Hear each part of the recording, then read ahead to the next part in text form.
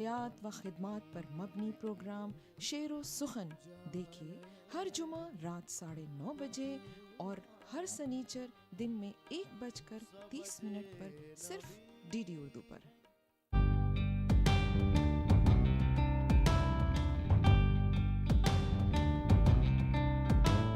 भोपाल अपनी तारीख के लिए मशहूर है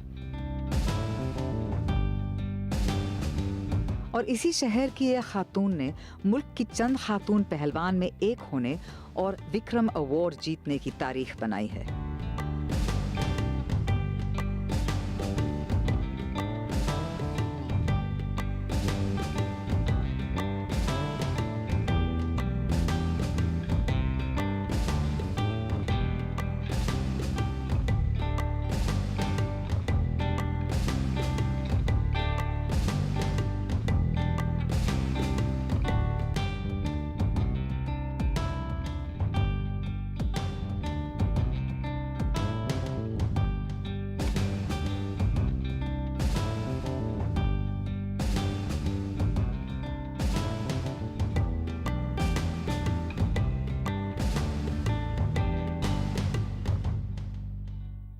विक्रम अवार्ड कुश्ती खेल में महिलाओं में एकमात्र सिर्फ मेरा ही अवार्ड है और अभी तक कुश्ती में किसी और को नहीं मिला है।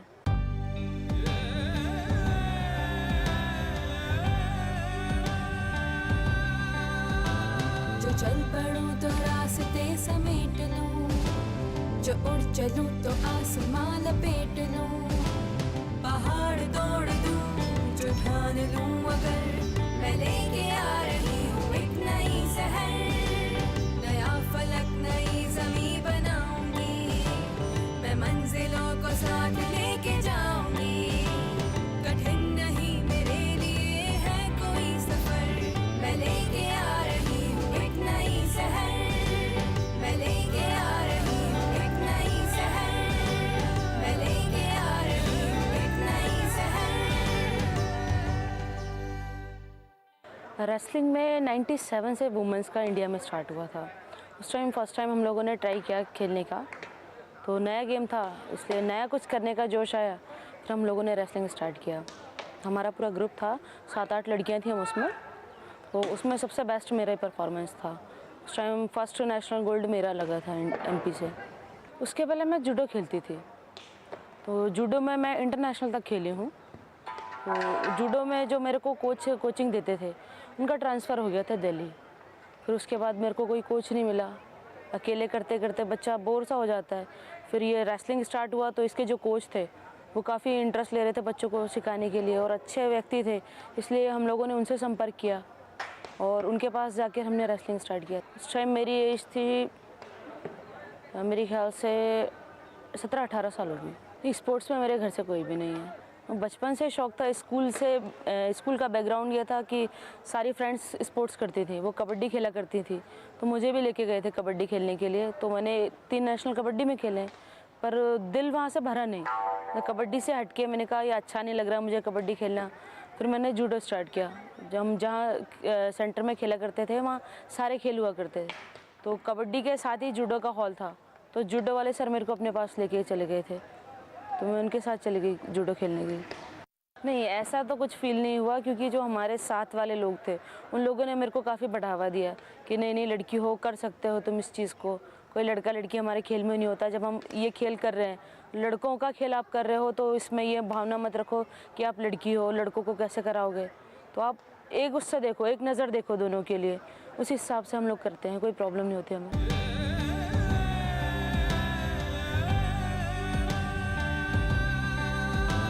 जो चल पड़ूं तो रास्ते समेट लूं, जो उड़ चलूं तो आसमां लपेट लूं, पहाड़ तोड़ दूं जो ठान लूं अगर मैं लेके आ रही हूँ एक नई शहर, नया फलक नई ज़मीं बनाऊंगी, मैं मंजिलों को साथ लेके जाऊंगी, कठिन नहीं मेरे लिए है कोई सफर, मैं लेके आ रही हूँ एक नई शहर, मैं लेके आ रही हूँ एक नई शहर।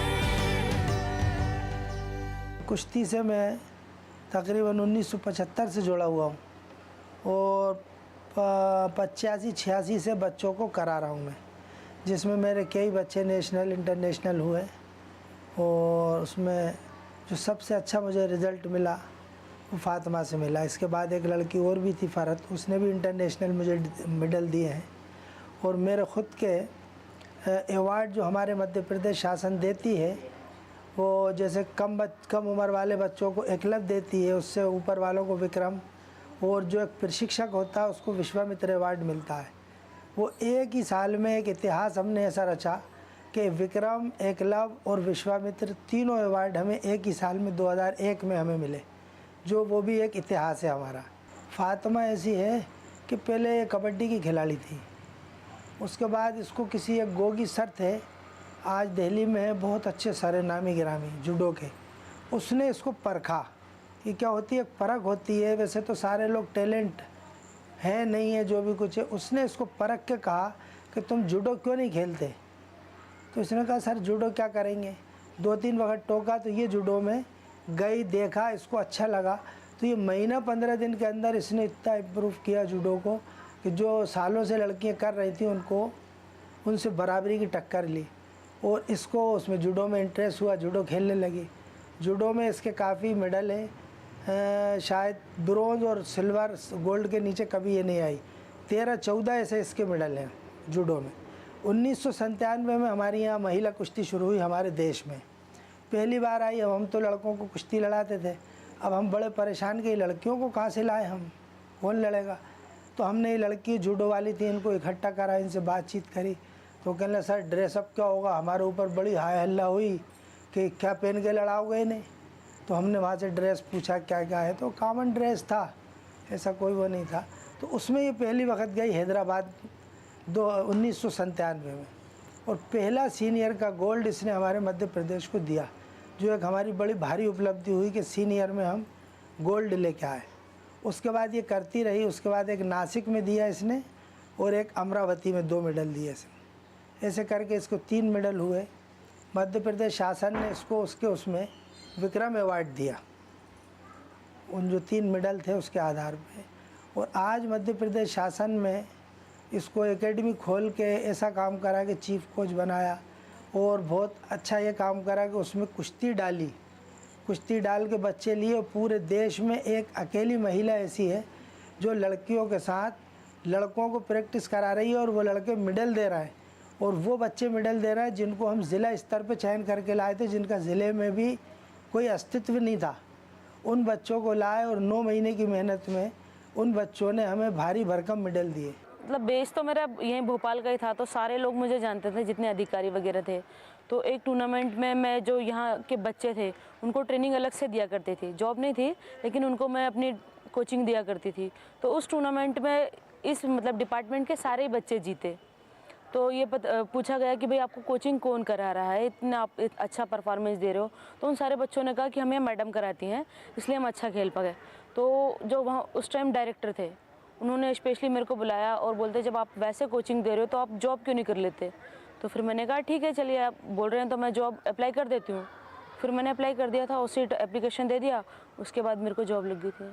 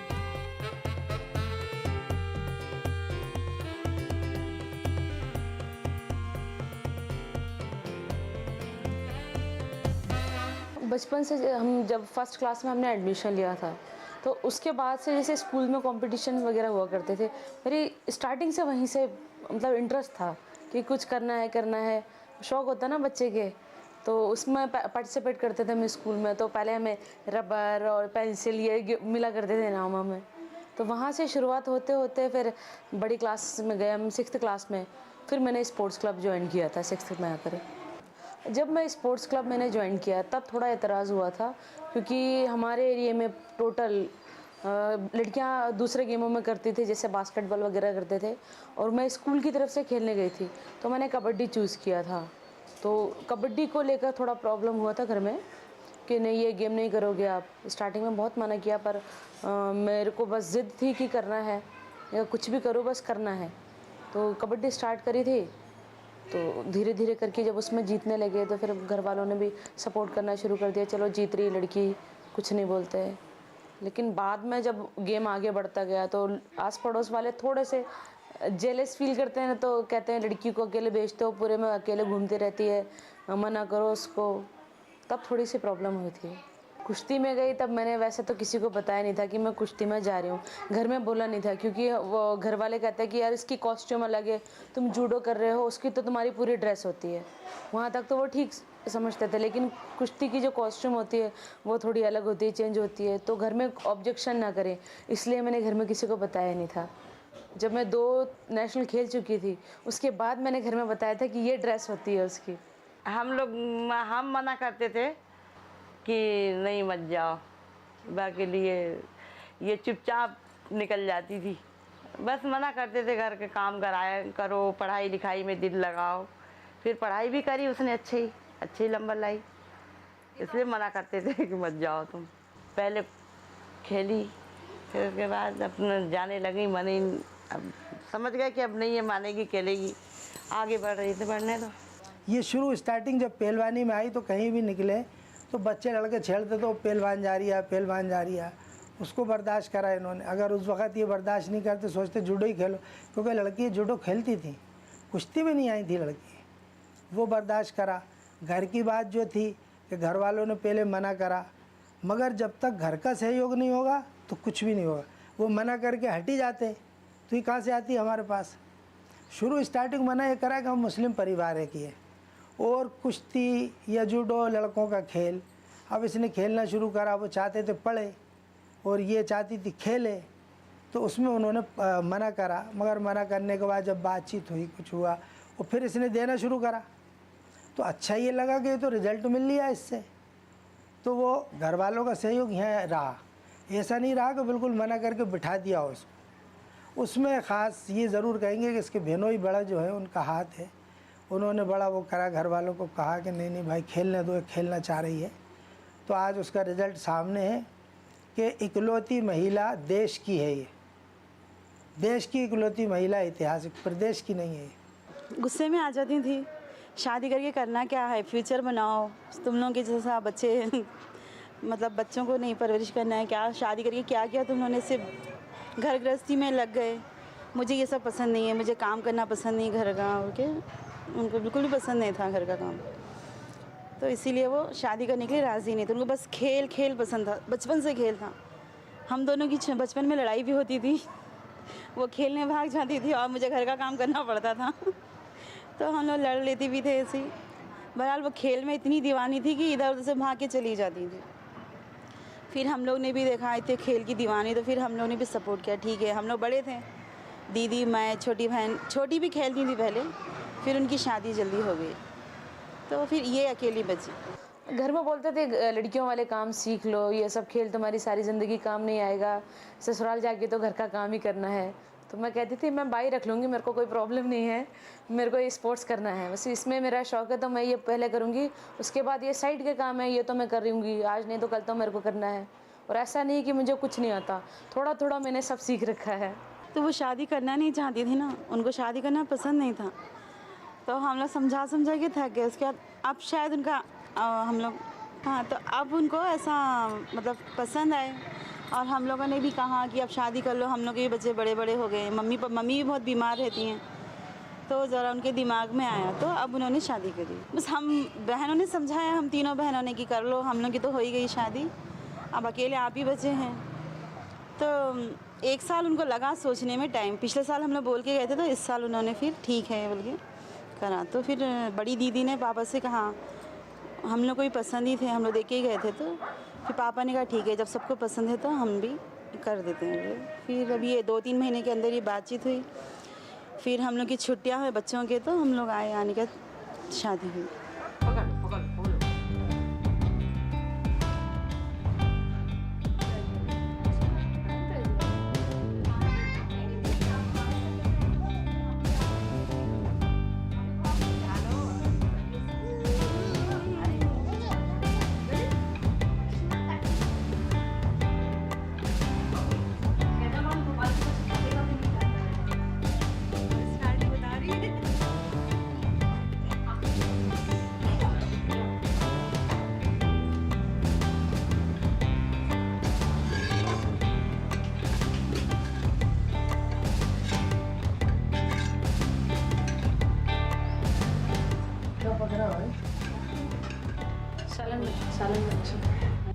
अब हमारा सपोर्ट, इसका सपोर्ट मिलके 2-4 साल में हम कुश्ती को मध्य प्रदेश में ऐसी लेके आएंगे कि जैसे दिल्ली, हरियाणा, पंजाब। आज ही अभी हम औरंगाबाद गए, 7 बच्चे लेके गए हम दोनों, वो 7 के 7 मेडल लेके आए। ये इतिहास हुआ हमारा, जो कि बरसों से मेडल नहीं आ रही था MP को स्कूल के अंदर।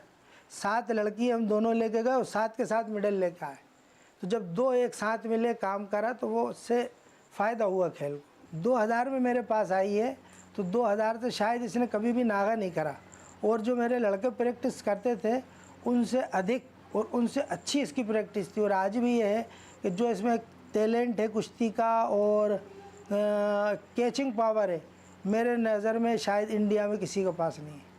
कोई एक टेक्निक ये वीडियो पे देख ले, किताब में देख ले, दंगल में देख ले, इसको आप करवा के दिखवा दो, ये कर देगी। बाकी हम भी नहीं कर पाएंगे, हम कोच हैं, हम सोचते हैं क्या करा इसने।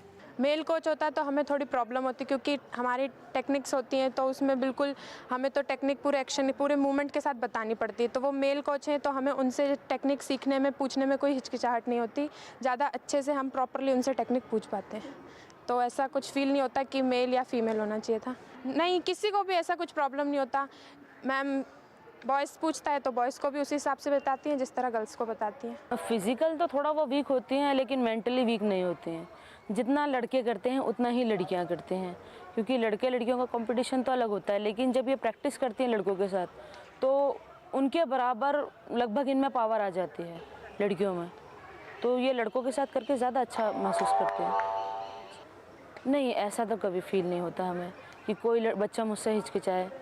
मतलब जैसे जिसने मुझे कोचिंग दी वो भी जेंट्स था। जब मुझे फील नहीं हुआ तो फिर हमारे बच्चों को हम कैसे फील होने देंगे। नहीं मैम, ऐसी कोई बात नहीं है अभी जो फ़र्क वाली बात हो। लेकिन मतलब जो मैम जैसे वो थोड़ा सा मतलब फील करते ना, मतलब जैसे कोच से थोड़ा, जो जेंट्स कोच होता है उससे थोड़ा सा ज़्यादा भयभीत होकर करना पड़ता है। लेकिन मैम से ऐसे मतलब कोई भयभीत वाली बात नहीं है, मतलब कोई डर की बात नहीं है। जो बात हमें पूछनी होती है हम खुल के आरामदारी से मतलब पूछ लेते हैं और मैडम अच्छी तरह से बताते हैं। हमारा अखाड़ा एक ऐसी जगह है, तो वहाँ पे ये बातें आई कि यार ये लड़कियाँ यहाँ आती हैं, तो हमने कहा लड़के रिज़ल्ट नहीं दे रहा है तो हम लड़कियों से रिज़ल्ट लेंगे। और हमारी सारी लड़कियों ने रिज़ल्ट दिए। आज हमारा अखाड़े का नाम इंडिया छोड़ एशिया में है, क्योंकि एशिया के मिडिल हमारे पास हैं। तो वो जानते हैं कि अखाड़ा ट्रेनिंग स्कूल गप्पू उस्ताद कोई भोपाल में है ऐसा जो हमें दे रहा है। अब तो ये कंडीशन है कि जो उनके पेरेंट्स हैं वो मुझे देखते हैं कि तुम्हारी मैडम ने इतना काम करा है, इतना नाम रोशन किया है, तो तुम लोग क्यों नहीं करते, तुम भी उनकी तरह बनो। तो थोड़ा उनको घर से सपोर्ट मिल जाता है। लेकिन जब हमने किया था तो हमारे आगे कोई नहीं था, इसलिए थोड़ी हमें दिक्कत हुई थी। हाँ, ख्याल आता है कि मुझे उन जैसा बनना है और मैं बनूंगी, लेकिन उनकी लेवल तक जाने की कोशिश करूंगी। फातिमा बानो जो हमारे कोच है उनकी लेवल तक कोच बनने की कोशिश करूँगी। उन जैसा तो नहीं बन सकती, ये तो नहीं कह सकती मैं, लेकिन तब भी मैं अच्छे कोच बनने की कोशिश करूँगी भी प्रैक्टिस करके।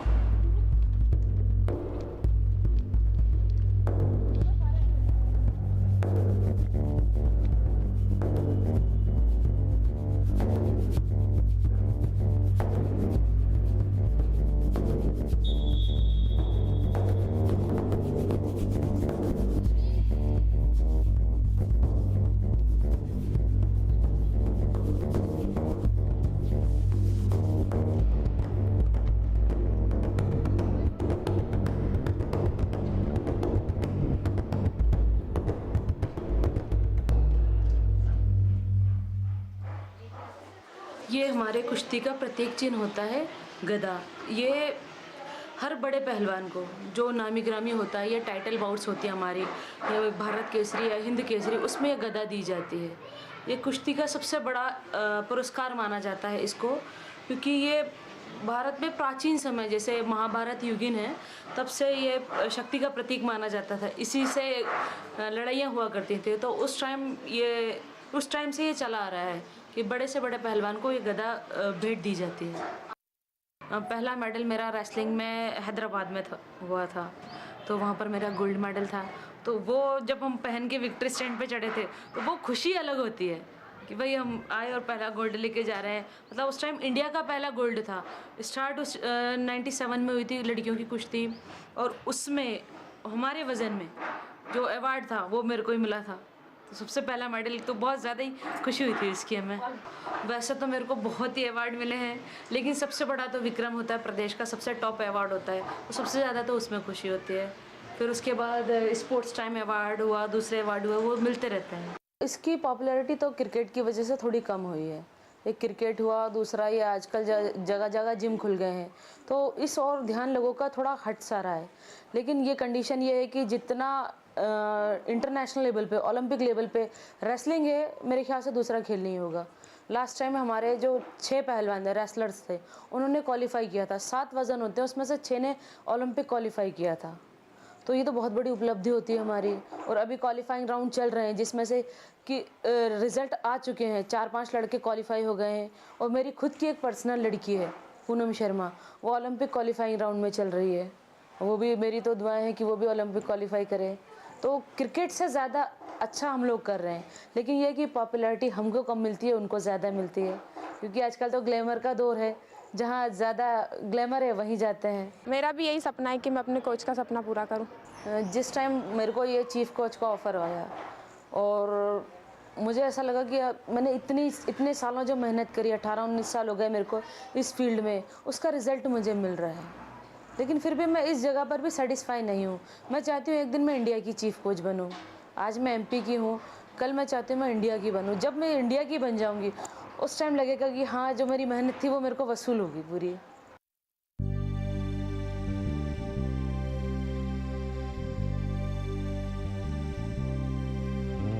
जो चल पड़ूं तो रास्ते समेट लूं, जो उड़ चलूं तो आसमां लपेट लूं, पहाड़ तोड़ दूं जो ठान लूं अगर, मैं लेके आ रही हूँ एक नई शहर, नया फलक नई ज़मीं बनाऊंगी, मैं मंजिलों को साथ लेके जाऊंगी।